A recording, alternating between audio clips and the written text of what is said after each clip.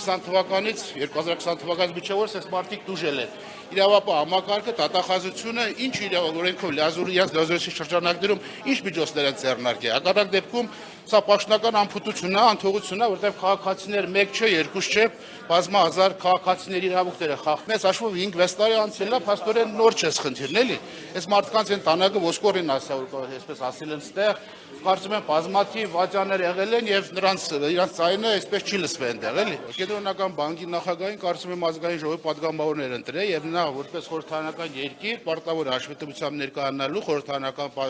ազգային ժողովի պատգամավորներին իր հիմնավորումներն իհարկե եթե բալի մենք հրավիրենք քննարկումների, լսումների, սա խորհրդարանական երկիր է եւ մեծ հաշվով